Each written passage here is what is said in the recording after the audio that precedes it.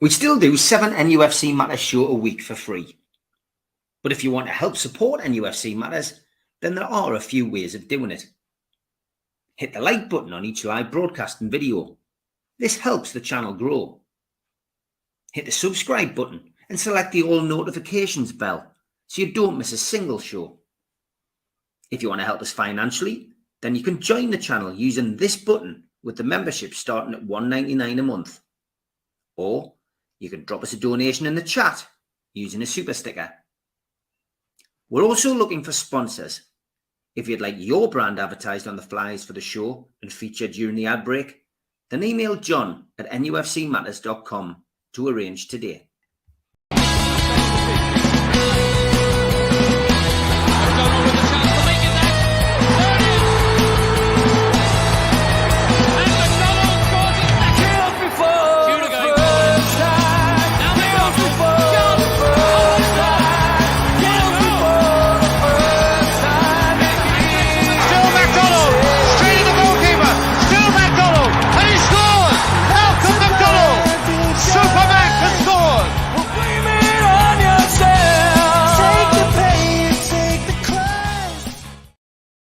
Never get sick of seeing those goals. Good morning. Welcome along to NUFC Matters. Ask Gibbo this morning. Supermax still on his sick bed, but comfortable and awaiting procedures.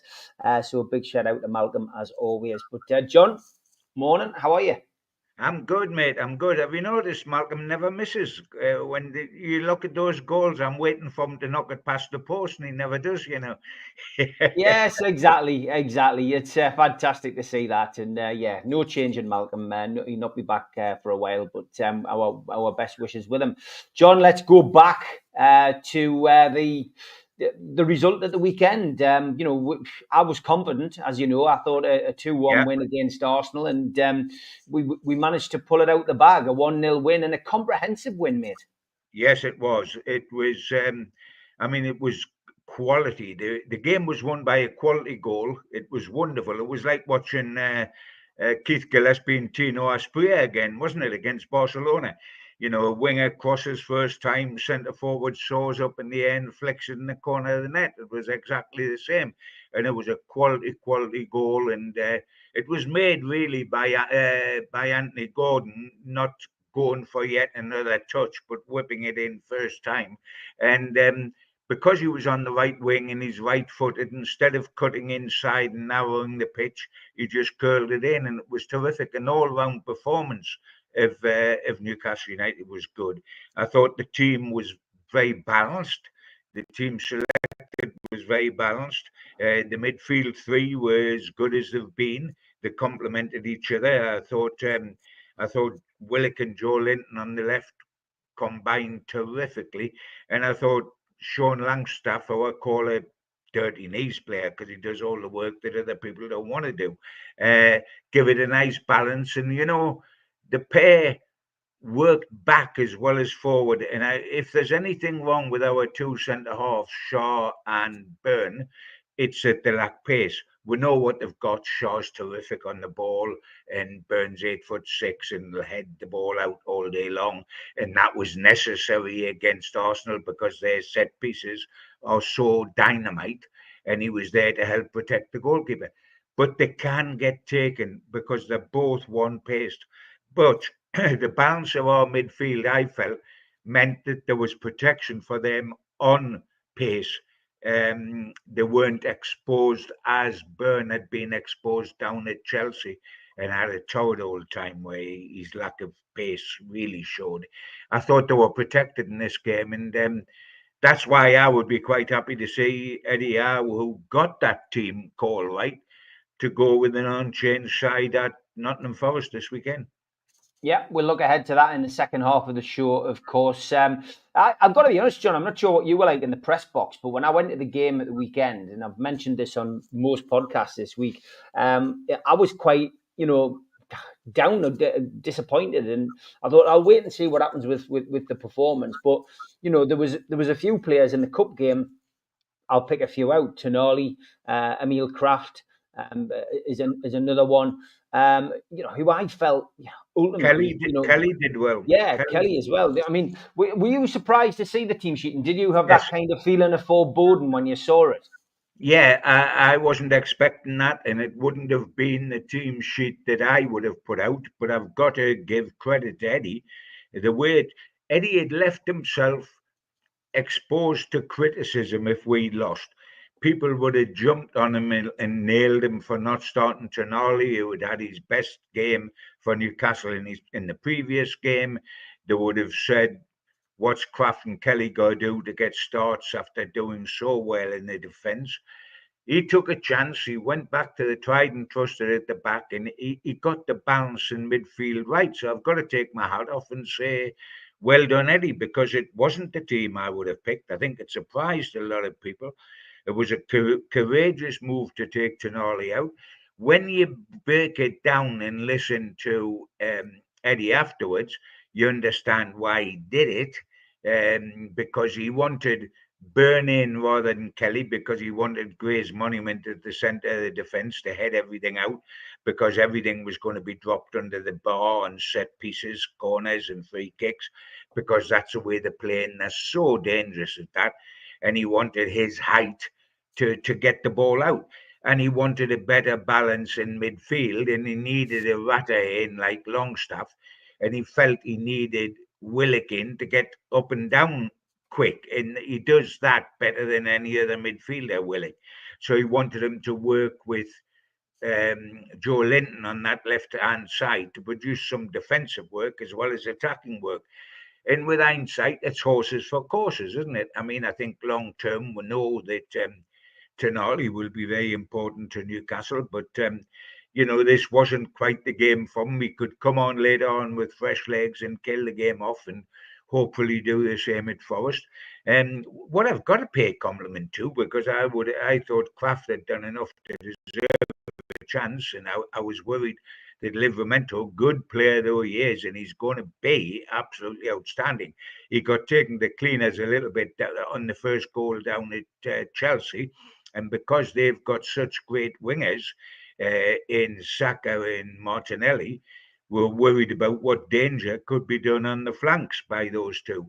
But I've got to say that I thought Livramento and Hall were absolutely outstanding.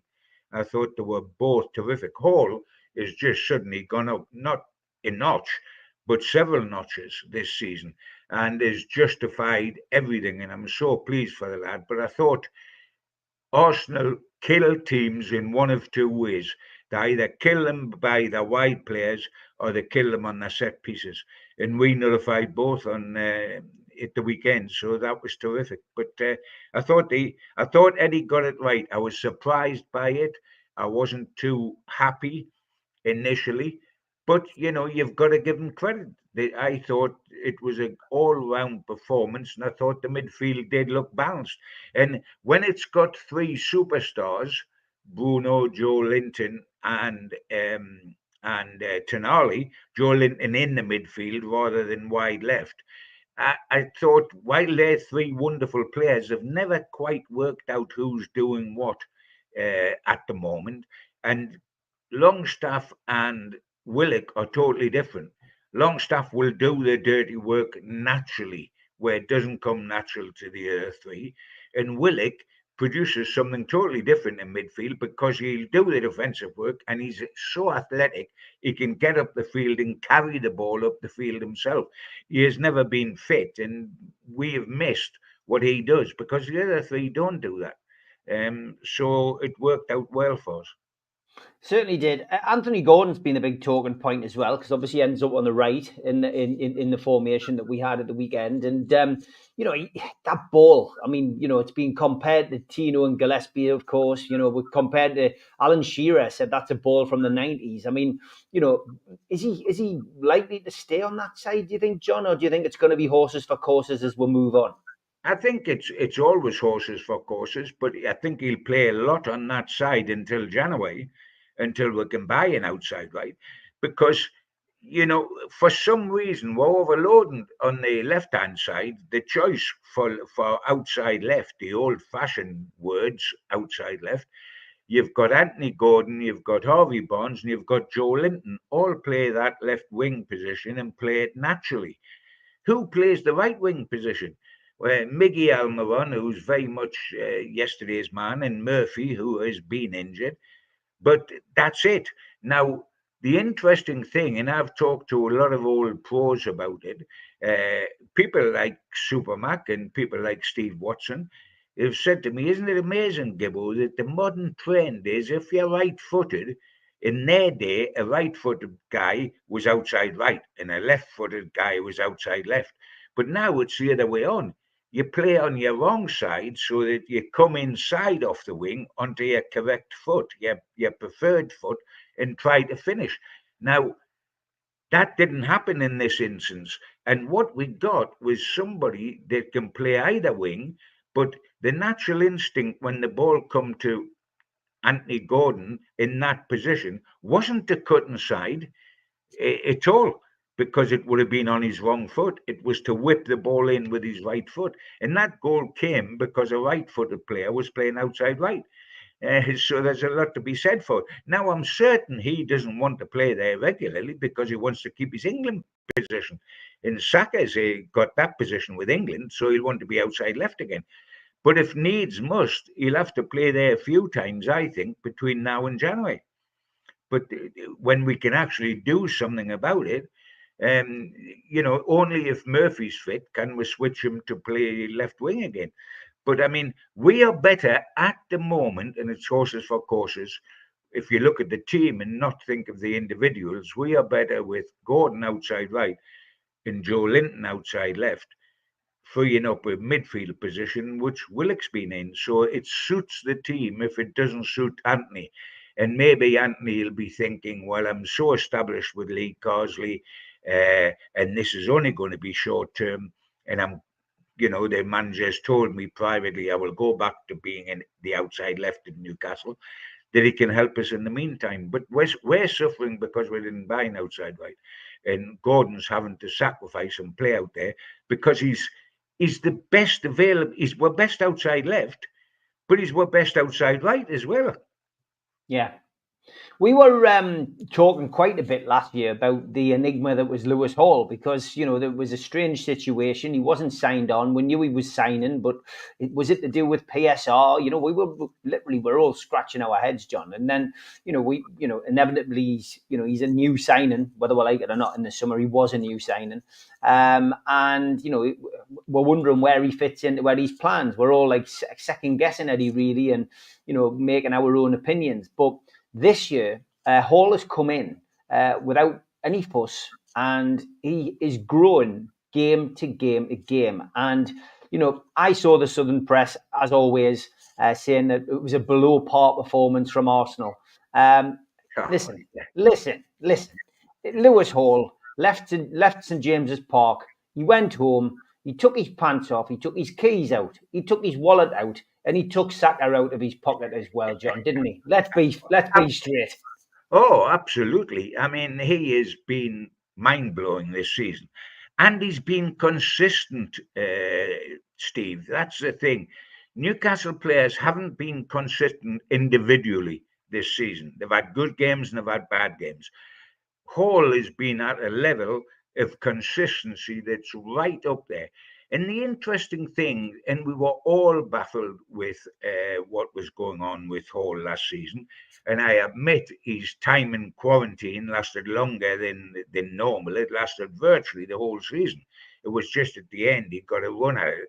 But have you noticed that quite often with new signings, Eddie won't put them straight in the team. He thinks they're not up to pace, they're not up to fitness levels, they don't know how Newcastle play with a high intensity. I mean, I'm thinking, when Gordon come, who's turned into an England international, the first 6 months that he was here, the second half of the season, he wasn't a regular starter. He wasn't in regularly. The manager kept pulling him out. He wasn't sure about him. He did that with Hall all the way along the line. And he's doing it now with Lloyd Kelly. Lloyd Kelly's a new signing. He's not automatic in the side. He's coming in. But I bet you next season he's probably going to be one of the stars next season, Lloyd Kelly. he doesn't throw people in. He either protects them or he gets them up to scratch, whichever way you want to look at it. He automatically, this season, hasn't just put Tonali in there after he's been out for 10 months, has he? You know, he wouldn't start him. He was bringing him on as sub, and then he's taking him off before. When does he complete 90 minutes for us? He didn't start against Arsenal. He does this when people first come, and this is like Tonali's first come because he's been out for 10 months. He has this tendency to ignore public opinion and to go down the route he believes in, which is using new people quite sparingly initially, and then suddenly they blossom into something really worthwhile, as Anthony Gordon's done, as Hall has done, as there's no doubt Tonali will do eventually, and probably Lloyd Kelly. Yeah. Another person who's really shone in the last 3 games is Alexander Isak. He's back, isn't he? I mean, Alexander Isak was immense last year. As always, when there's a bad run of form, people start talking about has he been found out? Has he been snuffed out? Has his head been turned? Etc. Etc. It's just human nature. But he's found the knack again, and that's a positive thing for Newcastle, John. Oh, it's crucial, absolutely crucial, because not only is he centre forward, and you need your centre forward not only to be firing on all cylinders, but scoring goals, because he is the number one position as a goal scorer, is your centre forward, your one man through the middle. So that was crucial, but our total lack of backup for his position makes it twice as crucial that he's firing on all cylinders and keeps fit. And he didn't look quite up to fitness levels early in the season. I was a little bit concerned as well about his body language. Does he want to be here, or does he want to be with a Champions League club? I was a little bit concerned as time went on with that. But he scored 3 in the last 3 games. The goals have been crucial. And he looks the player that we recognise once again. And that is wonderful, because Newcastle have had players who have fallen short of their own standards. Anthony Gordon did early in the season, if you remember, Steve. People had his head being turned by Liverpool, etc., etc. Then all of a sudden he gets clear of all the mist in his mind. He signs a new contract and he comes out like the bouncing ball that he was last season, isn't he? I mean, terrific. And then Isak's suddenly doing that for us again, and that is very important. And Hall has reached a new level. So there's things to be optimistic about after a very shaky start to the season. First with performances were poor, but results were good, and then it flipped the other way on. But perhaps now, having beaten Chelsea and beaten Arsenal at St James's, all in the space of 3 or 4 days, perhaps that corner's been turned. But we need confirmation of that, and that's what we'll be looking for on Sunday. Yeah, certainly will be. Callum Wilson, still unavailable. It's frustrating, isn't it? It's got to be frustrating for him, John, and it's frustrating for the fans, of course, and frustrating for Eddie Howe. But is this, as always, rumours will circulate. Some people saying, the club are looking to sell him in January. They don't want him to get injured. You can understand that with his injury record. But that's not what we're hearing. We're hearing that he's not quite ready. Some people are suggesting that he doesn't feel that he's ready. Some people are saying it's the club, but ultimately he's unavailable. Whatever the reason, he's unavailable. But what's your feeling? What's your feelings on that, John? I mean, is it likely that the club would be doing that, or he would be hanging back because he wants to move? Well, no, it's not likely that the club would be doing that. As far as Eddie's concerned, and Eddie's not totally the club, because you've got directors up above who have a say when contracts are coming around about whether they'll give one or they won't give one. Eddie is a big Callum Wilson fan, and has remained so. I feel sorry for the lad, of course I do, because if you look at his record, for us, it's something like 40-odd goals and 90-odd appearances. I mean, his goals per game record is brilliant. It's just he's never on the park now. He literally is never on the park. And I think he's got obsessive about his fitness, that he is not willing to run the risk. The slightest thing he feels in training, he pulls out. Now that's up to him himself. And I'm not having to criticise him for that. I'm just saying this is what happens. Only he himself knows what his body feels like. If he feels there's the slightest twinge, he's out of there. He doesn't want to risk it. He wants to be 100%. I mean, Newcastle can't go on like this. I feel sorry for him because it's absolutely killing his career. It really is. There's people who'll take a risk with him in the transfer market because of his goals record. But they'll either pay peanuts in January or get him on a free at the end of the season. He won't. I mean, if you look at his goals per game record at Newcastle, he's a £20 million centre forward. If you forget he's not playing because he scored 40 odd or whatever it is in 90 odd games. I mean, he's a top international striker, but he's not because he doesn't play. He really doesn't play, and it's so frustrating because Eddie's gambled on him. Eddie's gambled big time, hasn't he? That he's there to back up Isak, and between the two of them, we are safe. The only trouble is he doesn't back up Isak because he's never there. Wall was told he's just about to come back. Now he'll come back against West Ham after the international break. Well, he's always coming back after an international break. The last international break, he was coming back after it, and he doesn't. And it's a hard old world. I've got great sympathy for him. I think I know why Eddie's loyal to him because his record demands that. But in the harsh life of football, we are struggling because we are as thin as it's possible to be up front. Because we've got Isak, we've got Callum Wilson, who we've never seen this season, not even sitting on the bench unused. And then we've got Asula, who obviously doesn't think is anywhere near ready to play regular Premier League minutes. So the club's suffering as a result, but it's a great shame all round. But sometimes you've got to take yourself out of the human interest situation and your concern for the player, and you've got to stand back and view it and say, I'm sorry, his record of appearances is nowhere near good enough. We have got to get rid. But if we get rid in January, what are we going to get from? And would half have to buy a backup. And what are we going to get? Because people realise he's 32, realise he's never played in the first half of the season, and realise he's a free transfer 6 months later. So you're going to get literally peanuts from him. So will they sell him in January? I doubt if they will unless he pushes. And will he push? Because there's no need to. Go to the end of the season, you get a fee, then you're signing on fee from the new club. It's huge because they're having to pay a transfer fee. But we have dug the hole that we're now lying in.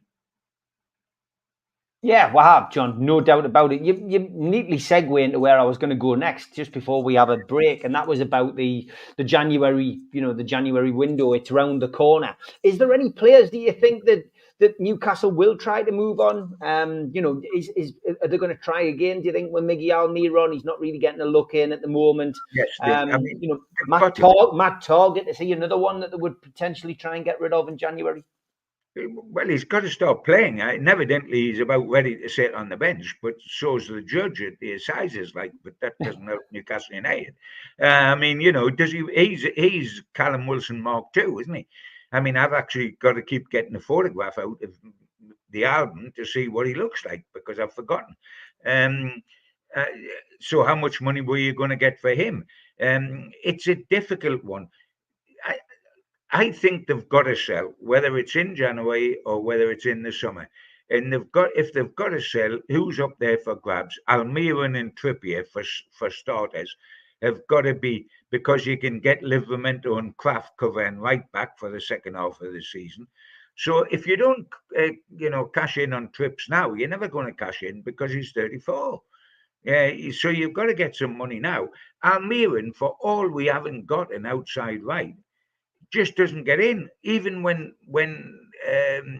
Murphy's injured, we switch Gordon across and bring somebody in on the left. Almiron is very much yesterday's news. They've got to try to move him on. They get a couple of quid from him, no doubt about it whatsoever. We've been very bad at moving people on, and that's why we suffer.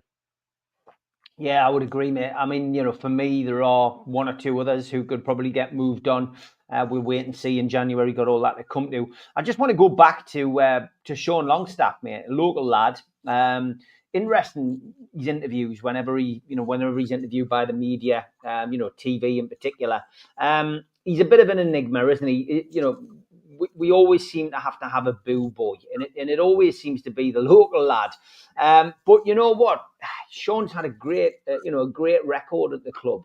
And this season, I mean, okay, 2 of the games that we've played that we've won, he was substituted, and the substitute came on, we won the game. But his record is, he hasn't been on the losing team this season, John. A couple of things really. Is he a first choice for you? He's the kind of player that we need.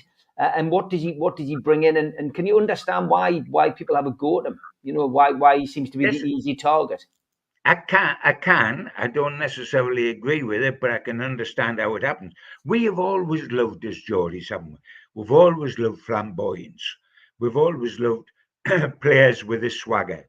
Supermac up front, Jackie Milburn, Alan Shearer, wingers that fly past people, Nobby Solano, Ginola.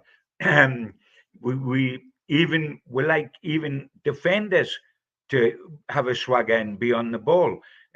From Philip Albert right through to Fabian Shaw today, they can actually play although they're centre halves.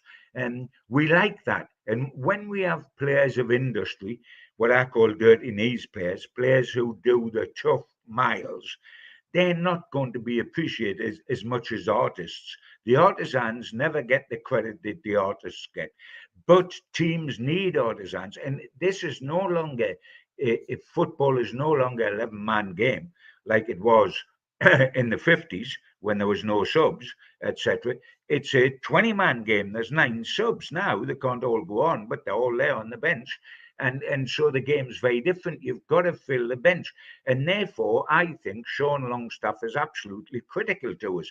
I don't think he's automatically going to hold down a position in the way that Isak does, or Anthony Gordon does, or Bruno does, where he's an automatic pick. He'll go in and out the side. But even when he's out the side, you need somebody sitting on the bench. And then you can play horses for courses, like we did against Arsenal when you want the 2 centre halves protected. You want somebody to do the grafting there. Who will do that? You turn to Sean. I mean, we've always loved wonderful players, but you couldn't have a team of midfielders who were all sort of Tony Green, Jinky Smith, and Tommy Craig. Because it'd be great when we had the ball, but we would be a disaster when the opposition had the ball. You've got to get a balance, and Sean gives us that balance. It's when I've ever talked to people that have been local boys making good, they've always said that it's tougher for a local boy at St James's Park because they're not a £52 million investment like Tonali is. So immediately Tonali has a bit of respect. They look at him, they see things in him, and they say, "Oh, that's great," and he's got a swagger. But if you're the local kid that's come through the academy, unless you're a flamboyant Gaza, you're looked upon as just, oh yeah, the local lad, and we are a team of stars. And the stars will always grab the headlines in Newcastle. I can understand where that comes from. I can understand that on a bad day, Sean can look a very average player. But I thought against Arsenal, if you looked beyond any, the blue chip guys, if you look beyond that and say, what allows them to play so well? And it's the work done by people like Sean Longstaff that allows them to play so well. And you need that sort of player in the side. I mean, in the past, whether that's been David Batty or whether it's now Sean Longstaff or somebody that does the dirty work so that the film star can then go out and be a film star. It's a team game. It's about balance. It's not about fielding your 11 best players because they won't balance each other. Okay, halfway through the show, time for the ads. A big thanks to all our sponsors, Skips and Bins. You can find them at their website, skipsandbins.com. Say hello to low-cost waste disposal with pay-as-you-go and contract waste management. Thanks to Mr. Vicky's Sauces, handmade in Cumbria. Their website is mrvickies.co.uk. Email them info@mrvickies.co.uk or telephone 01768 210 102. Thanks to our fanzine sponsor, United Group Travel. Congratulations to them on their Travel and Tourism Award 2024. 2-crew driver and courier, local family company, 3-star plus quality hotels, no interchanges. All excursions included. Find them at their website www.unitedgrouptravel.com. Email beverly.ugtl@gmail.com. Telephone 01670 632 460 or mobile 0791 666 4174. Just £30 per person deposit.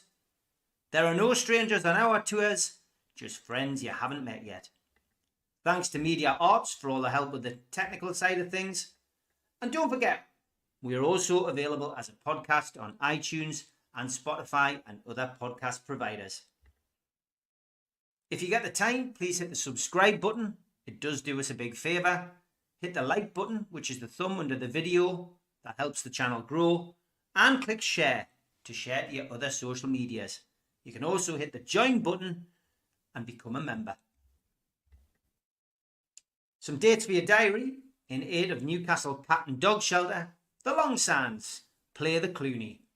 That takes place on Saturday, January the 4th, 2025, with support from Lilac Lane and the Chris Norris Band. Tickets pre-sale are £15 from newcastlelegends.com or from the venue direct.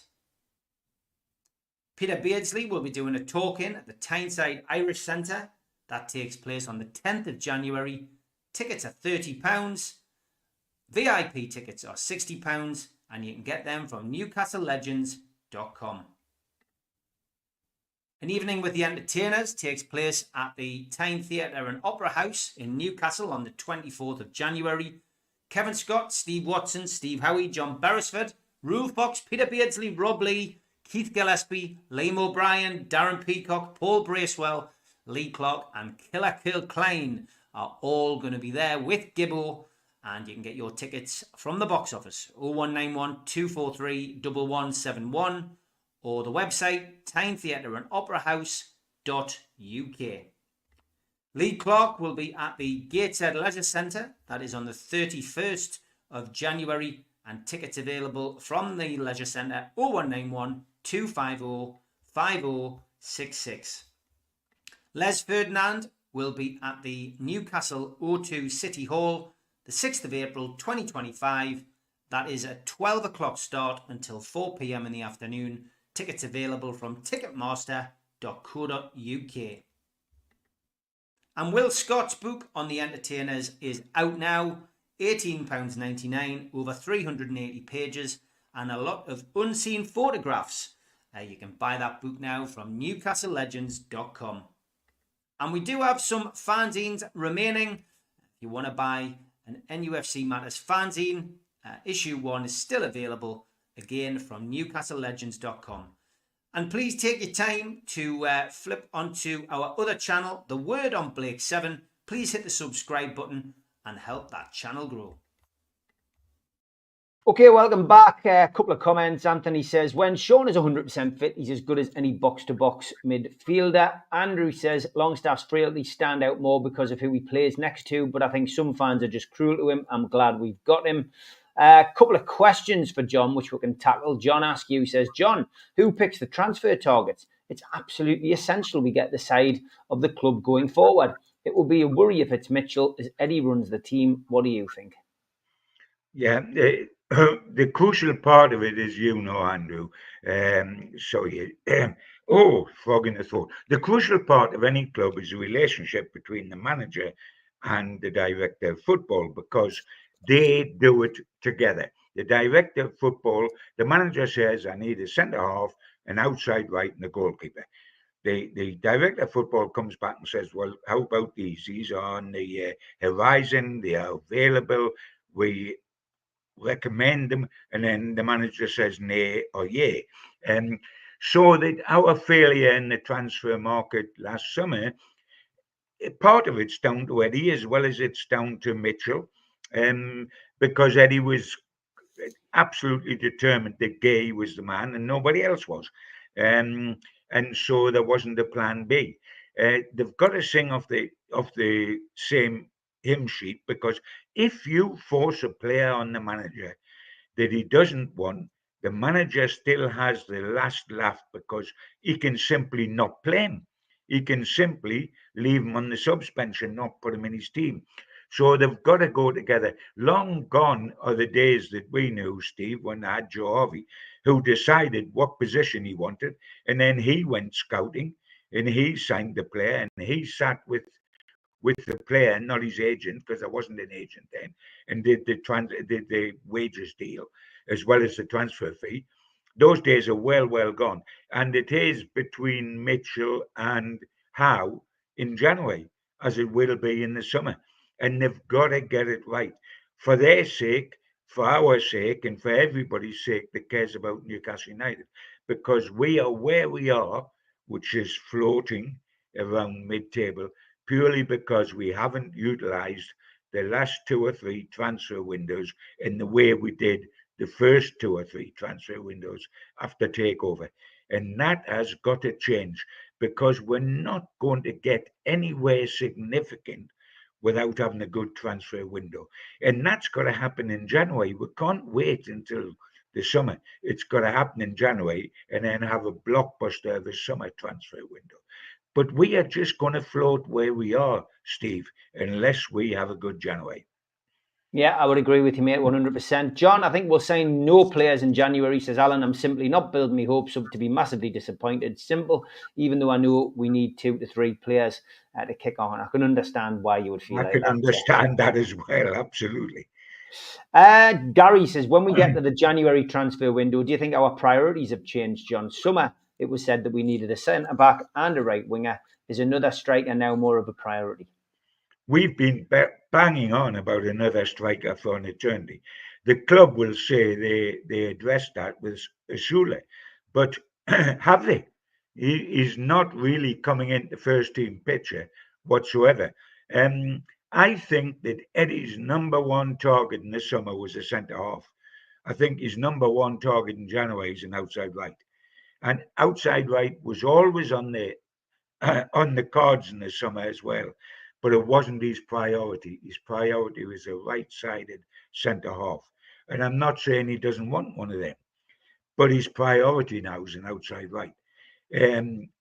For me, he needs 3. He needs the centre half, he needs the outside right, and he needs a centre forward. There's also talk, by the way, behind the scenes, that he ideally would like a goalkeeper, which is quite incredible when we've got 5. But he would like Trafford.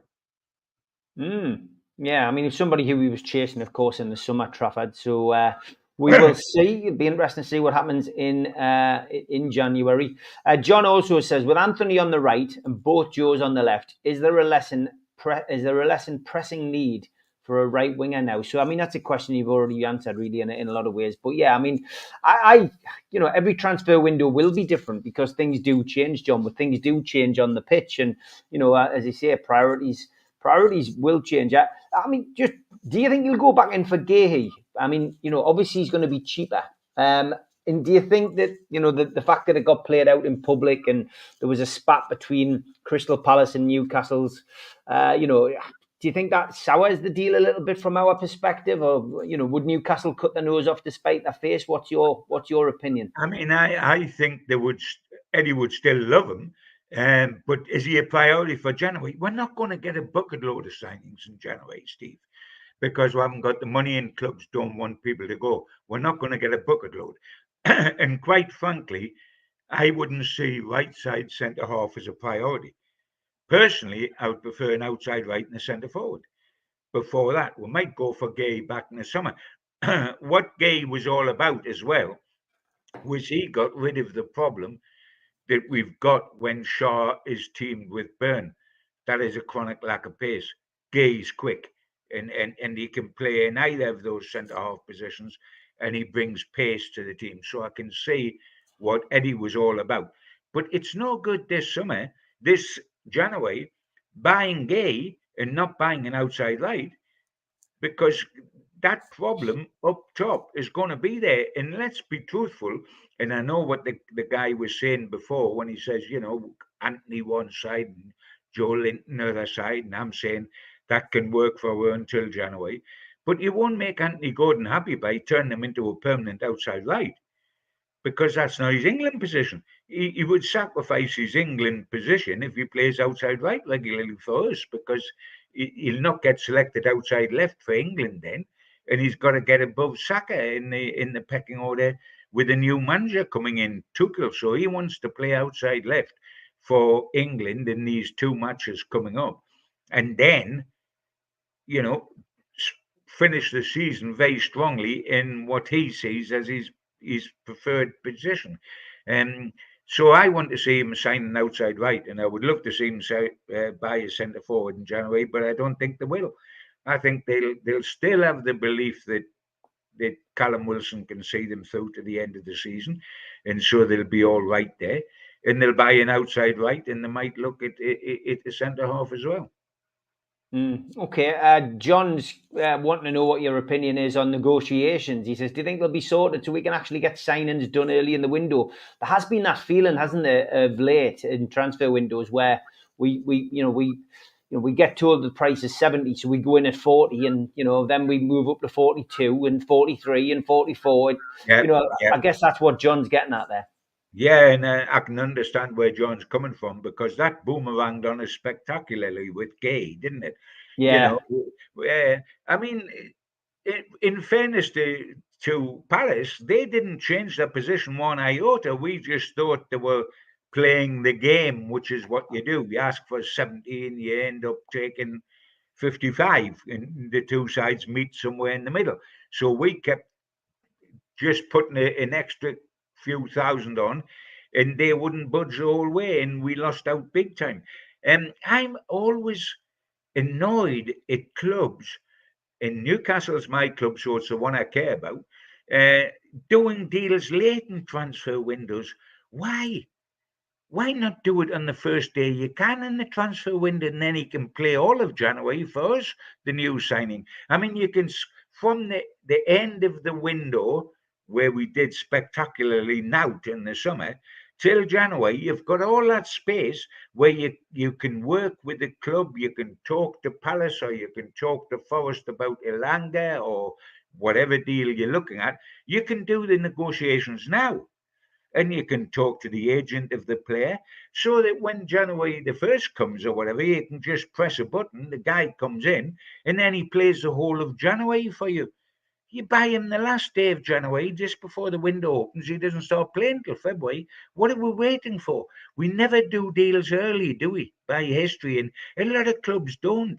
But I would think the selling club would like to know now that they're going to lose. Let's, for example, say it was Elanga at Forest. Right, you've done a deal with Forest. They know on January the 1st, we are going to sign Elanga. We'll pay what they're asking for. Elanga wants the deal. It's all done. They can now start looking for their outside right, can't they? Yeah. They've got time. If we wait and do a deal with 3 days to the end of the season, the end of the window, the club that we're dealing with haven't got time to buy somebody, so they won't play ball. It's a very difficult window, the January, and quite frankly, its success or failure will be determined by what we're doing now. And we don't know what we're doing now, but please God, be doing something now. Yeah, Alan says, Steve, I think they will return for Gahey. Hall, Tino, Gahey and Botman plus Pope, a full international defence, which will all be young. That might be how his picture. Then in the summer, a striker, a right winger, and a goalkeeper. So that's Alan's feelings. August was ridiculous. Gahey said he was proud to be made Palace captain more than a week before the window ended, giving us time to spend elsewhere. And Tom Dixon says we should be looking at players now who we want to buy or bring in. We don't want to leave it too late. So yeah, I think everyone agrees with you, Tom. It's the one thing that Newcastle United, have to get right. this summer. The goalkeeper thing's interesting. I mean, just out of interest, John, what have you made of Nick Pope's recent performances? I mean, I think I told you last week, Chelsea, I go in early. I like to go in and watch the warm-ups, and nothing in the warm-ups has really concerned me with Nick Pope. He comes out, he collects the ball, he's going down on his left, he's going down on his right, doesn't seem to have anything in his mind. But I think what's frustrating people a little bit, and it's the only frustration people have with him, is, his tendency to come out and punch rather than come and catch the ball. I think that's why people are getting a bit, I would almost say, Pavel Cernacek nervous. People used to get nervous with Pav, and people are getting a little bit like that with Pope. What's your feelings on him? Yeah, I was thinking of Pav, your mate, at the time as well. Yeah. And think, the famous expression when he first signed for us, before he became a Geordie legend, the famous expression was that the Pav was actually Dracula. He hated crosses. And to a certain extent, that was him. Continental people punched the ball in those days, never caught it. English goalkeepers tended to catch the ball. But there has been a significant movement with Nick to punch everything, and that's dangerous because you never know how much you're going to catch the ball, or it's going to come off your fist at a wrong angle, and you don't know where it's going to go. And that, coupled with what we all see, is a lack of ability at the top level with the ball at his feet, like where the goalkeeper at Arsenal and the Liverpool goalkeeper and the Man City goalkeeper, all three are like midfielders in terms of the ball at their feet. Nick Pope's an old-fashioned goalkeeper that isn't used with the ball at his feet and doesn't particularly like the ball at his feet, which is the modern way of playing. He has worried me to a certain extent. Newcastle have got themselves into a right mess in terms of goalkeepers, because all of a sudden they give an extended contract to Gillespie last summer, and within, presumably because they thought, Dubravka might move, and etc., etc. All of a sudden, after giving Gillespie, who is, by the way, in 4 years he has never played one Premier League game in the whole 4 years here, he gets an extension, 1 year's extension on his contract, and then all of a sudden we bring in the Greek lad from Forest and John Ruddy at 37. So we don't sell Dubravka, so we've got 5 goalkeepers. And to be truthful, and I don't want to be too harsh, but I want to be truthful because it's a game of opinion and it's a game of being harsh. To be truthful, none of the 4 beneath Pope gives Pope any challenge for his first team spot, do they? Because none of the 4 are good enough. Yeah, I would agree. There's a question in the chat as well. Would you listen to offers for Dubravka in the window, John? Would that leave us short? Well, not numerically, it wouldn't. It would leave with 4 goalkeepers, wouldn't it? It would leave us with Pope, the Greek boy, Woody, and Gillespie. But yes, because Woody's 37, gets nowhere near the first team. I mean, starting. Gillespie, I've already said, he's been here 4 years and had a contract extension, and he hasn't played 1 league game in that 4 years. In fact, he's only played, I think it's 3 or is it 4 League Cup games, and they were all in his first season with us. So again, it's a lack of foresight. What are we doing at the back? We haven't got quality, have we? And yes, unless they got Trafford in, I think they would wait until the summer, sell Dubravka and get a good goalkeeper in there, because all of a sudden, I mean, to a certain extent, you would think you could rely on the Nottingham Forest kid because he's Greece's current international goalkeeper. But for some reason, not rated, and the deal was more political and more to get round financial fair play than anything else. To be truthful, it's a bit of a mess, isn't it? We've got 5 goalkeepers and only one of them's any good. Yes, I would agree, mate. I would agree. Any news on the CEO, says John. Hope Darren is progressing well with his treatment. I believe Darren's still got maybe just short of 12 months to go at the club. But yeah, I mean, I guess this is something that the club won't be rushing. No. And Darren did say to them privately, I would be able to stay on. I'm not going to drop you in. I'm not going to leave you with nobody to do the job. I know the turmoil has been behind the scenes, etc., etc.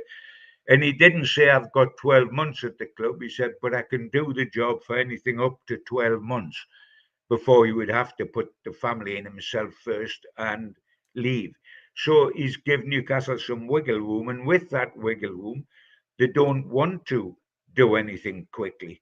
And these things take time, because if you go for somebody that's already in employment, they all go on this so-called gardening leave, don't they? They must have the best gardens outside of Kew Gardens. I mean, it is incredible. Everybody goes on gardening leave. It's like getting 6 months in jail, like before you're released to go to another job. So that's not going to be rushed, because a lot's happened behind the scenes with Amanda, with her husband, with Darren Eales, with Ashworth, with Mitchell. I mean, it's there's too much happened, to be truthful. You need continuity. There's too much been happening, and it's produced an unsettling feeling that's permeated throughout the club, into the manager's office, and into the dressing room, and into the fans on the terraces. And we need some stability. So it was really a bit of a disaster when we heard what had happened to Darren. I mean, it's a dreadful thing for Darren, and all that transcends everything. That's the most important thing of the lot. But it is yet another problem for Newcastle.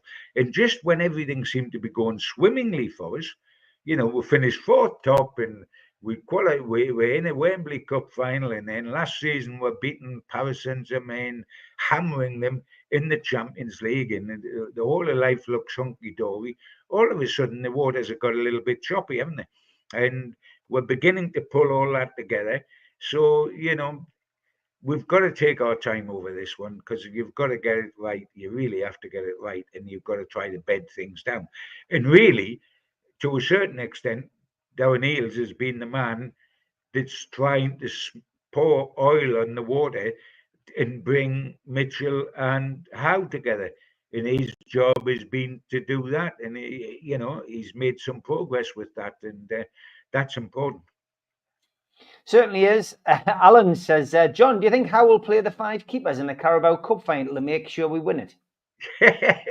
Well, he'll probably certainly play one to start and put the other 4 on the bench. I mean, what would we keep putting 2 goalkeepers on the bench for? I mean, I can't believe some of that, but it's a nonsense. But as you know, that was one of the quiz questions right at one time when Newcastle played 3 goalkeepers in one match. Remember when they got in West Ham, I think it was. Peter Beardsley ended up in goal. Chris Hedworth ended up in goal after Martin Thomas had gone off injured, and we had 3 goalkeepers in there. And it's a good trick question, because we lost 8-something. In the centre half, Alvin Martin, the centre half of West Ham, scored a hat-trick. A centre-half scored a hat-trick, and he scored them against 3 different goalkeepers. He scored one against Martin Thomas, he scored one against Chris Hedworth, and then he scored one against Peter Beardsley. So 3 goalkeepers didn't work that day. No, definitely didn't. We need quality, not quantity. We've got it in midfield in defence, bar one position, and a quality keeper and a couple to the front line, and we're sorted, says Anthony. So as simple as that. Okay, Newcastle United travel to Nottingham Forest this weekend, and we've had a Carabao Cup penalty shootout success there in August. We had a Premier League victory in February. It is our 3rd visit of the 2024 calendar year to the City Ground. It's a 2:00 kickoff. It's live on Sky Sports. The away end will be shocker. 2,950 tickets have been allocated to Newcastle fans, and the away ticket transfer scheme is in operation for this one, as always. Neighbours, Notts County, have opened a fan zone for away fans going to the City Ground, opening at 10 o'clock and limited to the first 1,000 away ticket holders. The nest is on Ironmonger Road to the west of Meadow Lane. And if you want to hear any other bars, tune in to the Amigos tomorrow night. Scunny Mag has submitted his video already. Team news, a bit early because Eddie Howe does his press conference on a Friday, but we do know that Kieran Trippier, Sven Botman, Jamal Lascelles and Callum Wilson all remain out. Jacob Murphy is doubtful with a slight strain. He probably will be back after the international break. Matt Targett has finally been sighted.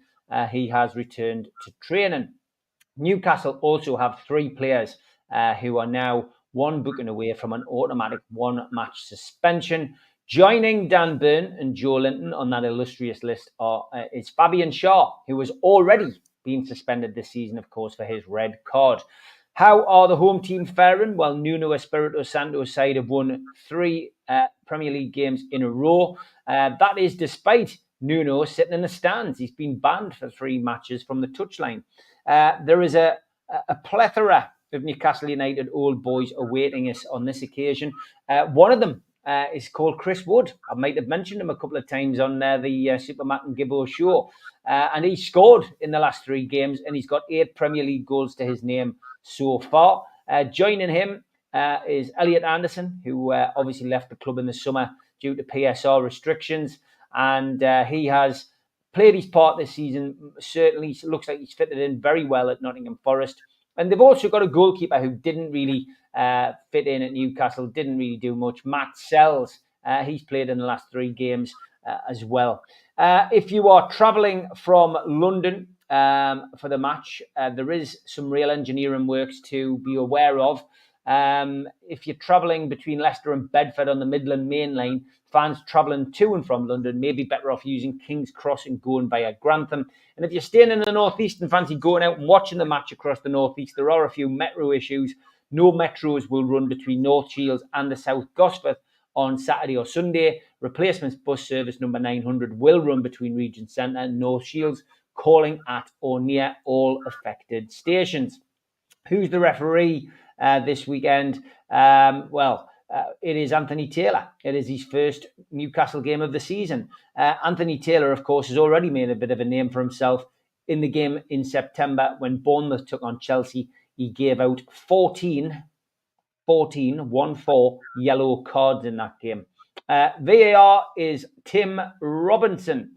So, Gibbo, wow, this is the big litmus test, isn't it? Because we've played well in 2 games at home. We're through the quarterfinals of the Cup. We're beating Arsenal in the league. If we're going to do anything this season, we've got to improve our away form. It's got to start at the City Ground on Sunday, John. Yeah. Our away form. All good teams that qualify for Europe do it on their away form because their home form is automatically good. In front of the disciples at home, they do well, but it's away form. The season we qualified for the Champions League, finishing 4th top, our away record was 8 wins, 8 draws, and only 3 defeats. Only 3 defeats and only 19 goals conceded in 19 games. Last season, we had 11 defeats on the road. We had the 11th best record in the country, which is a poor record, and we didn't qualify for Europe at all. This season, we're exactly the same. We're 11th in the telltale away table. 1 win, 2 draws, 2 defeats. We've got to improve away from home.